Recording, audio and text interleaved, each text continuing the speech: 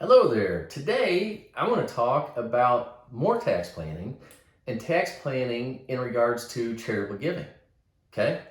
Charitable giving is something that a lot of us do. Okay? I love it. It's a great practice to get in the habit of, whether you're giving to your local church, whether you're giving to your local charity, national charity. I don't care what it is. It's what makes the world go round. Caring about others, helping others out. Let's talk about doing it in efficient ways, okay?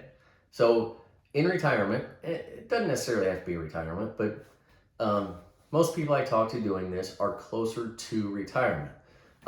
There are two really good ways of saving tax dollars on charitable giving, okay? So let's talk about them a little bit. The first way of giving, number one, is cash, okay? So that's the default method. Whether you give to charity monthly, you just give a one-time gift, you're just giving them money one time. You're writing a check for it, on a bank account, whatever it is. This way used to kind of help you out it used to help you in taxes because most people itemize their deductions. Most people with families and kids itemize. Well, today that's not necessarily the case, all right? Since the Tax Cut and Jobs Act, that's eliminated a lot of people from itemizing their taxes. So now the standard deduction for married people is $25,100 a year. So unless your itemized deductions are above that $25,100, you don't get any tax benefit from doing method number one, all right?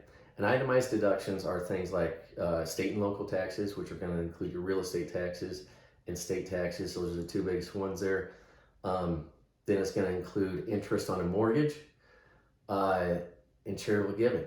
So those are really the big things there. And there's a cap on state and local taxes of $10,000. So most people that I talk to, at least, aren't itemizing anymore, okay?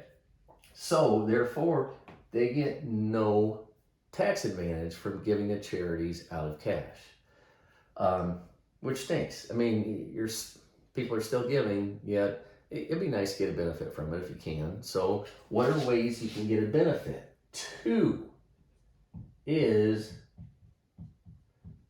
appreciated assets. Okay? Now, what I mean by appreciated assets is I've talked before about having multiple accounts is good versus just having all of your money in TSP. So let's look at that. An example is a brokerage account. Okay, by brokerage account, I'm just talking individual account, a joint account, something like that you have where you hold stocks or you hold mutual funds or ETFs or whatever it may be. Okay?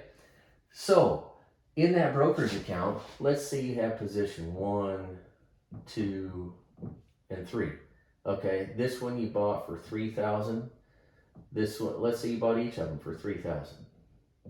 All right? This one has grown to $6,000.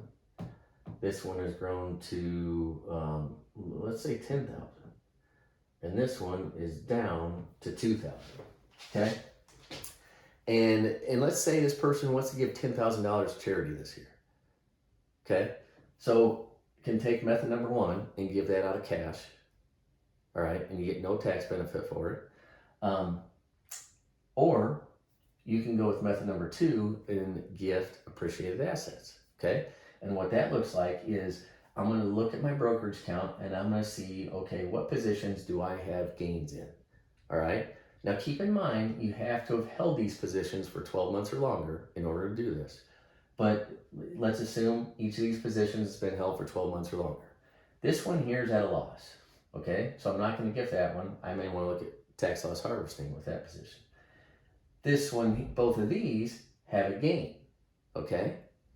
So this one here is grown from 3,000 to 10,000. All right, perfect.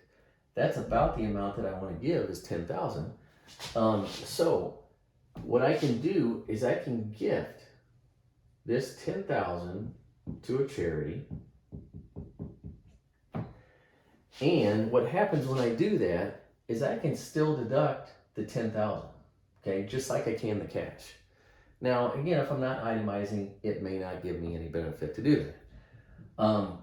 But what benefit it does give you is there is $7,000 there that you don't have to pay capital gains tax on, okay? So if you just give $10,000 out of cash, you give the $10,000. Here, if you were to need to sell positions within your brokerage account to do that, okay, you sell this $10,000, you have $7,000 of gain.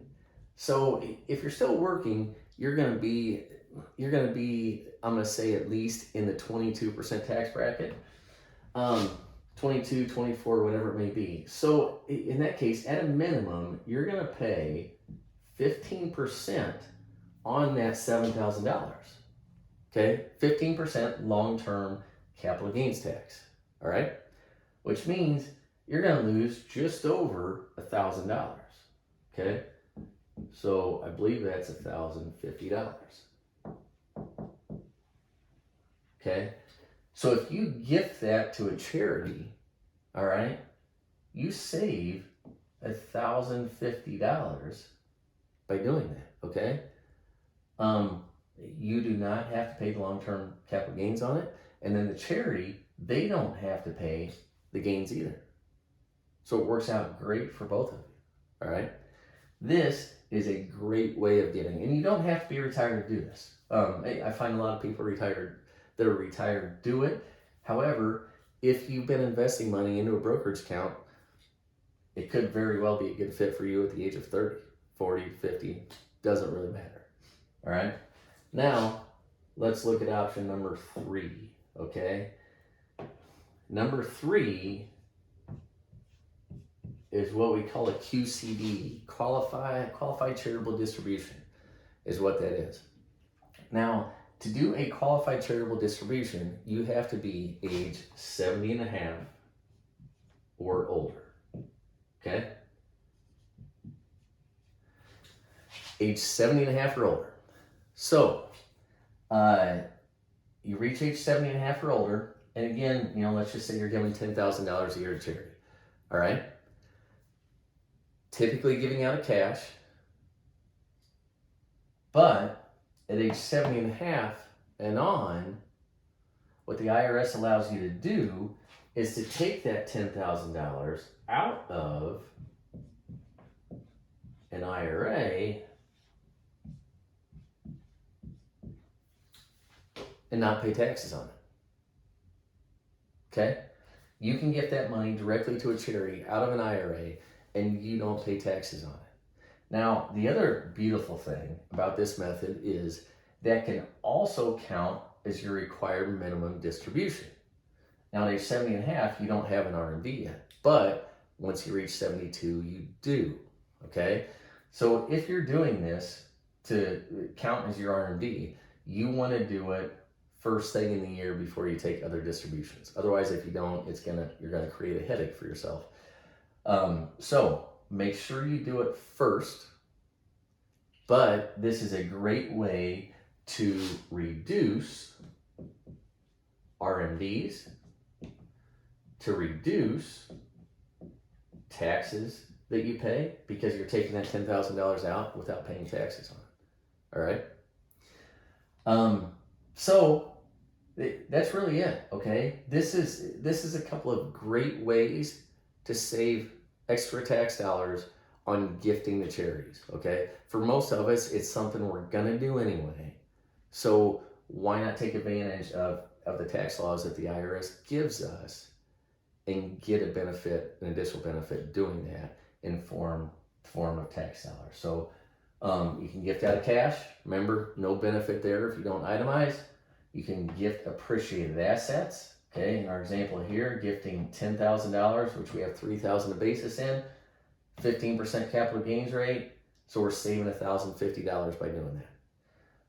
And then here, qualified charitable distributions. Anybody age 70 and a half or older and gifting to charity, especially those that don't need to take their RMDs or full RMDs, look at doing this first thing that year. Okay, do it in the beginning of the year. Gift your $10,000 to your charity. Don't have to pay taxes on it. Now you don't get a deduction for it. But yet, again, if you're doing the standard deduction of $25,100 for married filing jointly, you don't get any benefit anyway. So you don't get a deduction, but yet you gift the $10,000. You don't have to pay income taxes on it. If you're in the 22% tax bracket, that saves you $2,200. Okay, that's a big deal. A couple $1,000s a year is what you're saving yourself. It reduces your RMDs. It reduces your taxes that you pay. Okay, so there's a couple ideas for charitable giving. Hope that helps.